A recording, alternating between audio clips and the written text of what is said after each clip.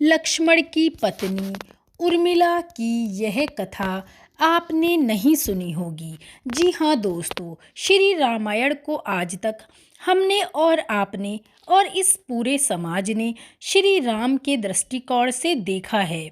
लक्ष्मण को भी देखा है, देवी सीता को जाना है, हनुमान के भक्ति भाव को पहचाना है, रावण के ज्ञान को भी पहचाना है। लेकिन कभी यह नहीं ध्यान दिया कि इस रामायण में अगर कोई सबसे अधिक उपेक्षित और अनदेखा पात्र था तो वह थी लक्ष्मण की पत्नी और जनक नंदिनी सीता की अनुजा उर्मिला। जब राम सीता वनवास को जाने लगे और बड़े आग्रह पर लक्ष्मण को भी साथ जाने की आज्ञा हुई तो पत्नी उर्मिला ने भी उनके साथ जाने का प्रस्ताव रखा, परंतु लक्ष्मण ने उन्हें यह कहकर मना कर दिया कि अयोध्या के राज्य को और माताओं को उनकी आवश्यकता है। असीम पतिव्रता थी उर्मिला। उर्मिला के नवयौवन कंधों पर इतना बड़ा दायित्व डालकर लक्ष्मण जी तो चले गए।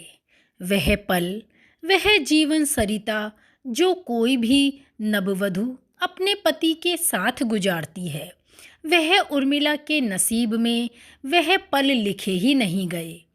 पतिव्रता स्त्री ने जीवन के चंचल पड़ाव पर भी अपने पति से दूर रहने पर भी किसी और का लेश मात्र ध्यान तक नहीं किया।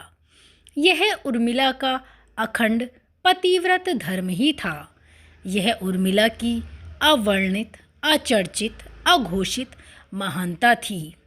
उर्मिला के महान चरित्र, अखंड पतिव्रत, स्नेह और त्याग की चर्चा रामायण में उपेक्षित थी, पर वह हो ना सका। सबसे विकट क्षणों में भी उर्मिला आंसू ना बहा सकीं, क्योंकि उनके पति लक्ष्मण ने उनसे एक और वचन भी लिया था कि वह आंसू नहीं बहाएंगी, क्योंकि अगर वह अपने दुख में डूबी रहेंगी तो परिजनों का ख्याल नहीं रख पाएंगी। यह कोई कल्पना भी नहीं कर सकता कि अपने पति को 14 वर्षों के लिए अपने से दूर जाने देना और उनकी विदाई पर आंसू भी ना बहाना किसी नवविवाहिता के लिए कितना कष्टकारी हो सकता है, कितना हृदय विदारक पल था वह, जब परम पूजनीय महाराज दशरथ जी स्वर्ग सिधार गए।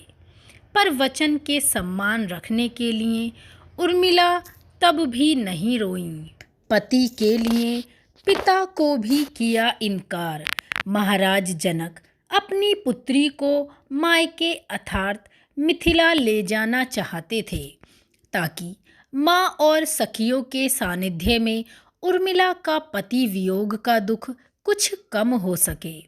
परंतु उर्मिला ने मिथिला जाने से भी सादर इनकार कर दिया, यह कहते हुए कि अब पति के परिजनों के साथ रहना और दुख में उनका साथ नहीं छोड़ना यही उनका धर्म है। दोस्तों, बहुत से लोग इस बात से परिचित हैं कि अपने वनवास के दौरान भाई और भाभी की सेवा करने के लिए लक्ष्मण पूरे 14 बरस तक नहीं सोए थे। उनके स्थान पर उनकी पत्नी उर्मिला दिन रात सोती रहीं। लेकिन यह बहुत कम लोग जानते हैं कि रावण के बेटे मेघनाद को यह वरदान प्राप्त था कि जो इंसान 14 वर्षों तक ना सोया हो, केवल वही उसे हरा सकता है। इसीलिए लक्ष्मण मेघनाद को मोक्ष दिलवाने में कामयाब हुए थे। रावण के अंत और 14 बरस के वनवास के पश्चात जब राम, सीता और लक्ष्मण वापस अयोध्या लौटे, तब वहाँ राम जी के राज तिलक के समय लक्ष्मण जोर जोर से हंसने लगे। सभी को यह बात बेहद ही आश्चर्यजनक लगी कि क्या लक्ष्मण किसी का मजाक उड़ा रहे हैं। जब लक्ष्मण से इसी हंसी का कारण पूछा तो उन्होंने जवाब दिया कि ताउम्र उन्होंने इसी घड़ी का बेसब्री से इंतजार किया है, लेकिन आज जब यह घड़ी आई है तो उन्हें निंद्रा देवी को दिया गया वो वचन पूरा करना होगा जो उन्होंने वनवास के दौरान 14 वर्ष के लिए उन्हें दिया था। और क्यों लक्ष्मण जी ने अपने भाई श्री राम का राज तिलक नहीं देखा? दरअसल निंद्रा ने उनसे कहा था कि 14 वर्ष के लिए उन्हें परेशान नहीं करेंगी और उनकी पत्नी उर्मिला उनके स्थान पर सोएंगी। निंद्रा देवी ने उनकी यह बात एक शर्त पर मानी थी कि जैसे ही वह अयोध्या लौटेंगे उर्मिला की नींद टूट जाएगी और उन्हें सोना होगा। लक्ष्मण इस बात पर हंस रहे थे कि अब उन्हें सोना होगा और वह श्री राम जी का राज तिलक नहीं देख पाएंगे।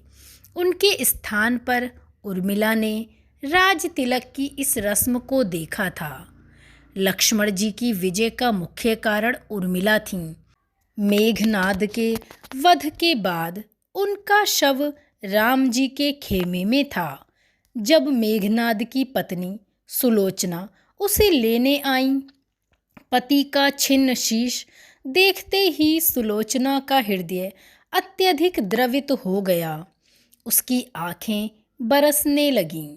रोते रोते उसके पास खड़े लक्ष्मण की ओर देखा और कहा, सुमित्रा नंदन, तुम भूल कर भी गर्व मत करना कि मेघनाद का वध मैंने किया है। मेघनाद को धराशायी करने की शक्ति विश्व में किसी के पास नहीं थी। यह तो 2 पतिव्रता नारियों का भाग्य था।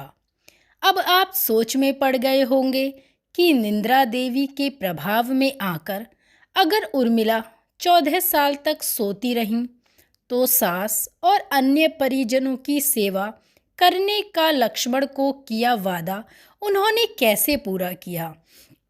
तो उत्तर यह है कि सीता माता ने अपना एक वरदान उर्मिला को दिया था। उस वरदान के अनुसार उर्मिला एक साथ 3 कार्य कर सकती थी। तो दोस्तों, उर्मिला के जीवन से जुड़ी ये रोचक जानकारी या इसे कथा कहिए आपको कैसी लगी? रामायण से जुड़े और नए नए वृतांत सुनने के लिए जुड़े रहें कहानी सुनो के साथ। अगर ये जानकारी आपको अच्छी लगी हो तो इसे लाइक और शेयर अवश्य कीजिए। जय श्री राम।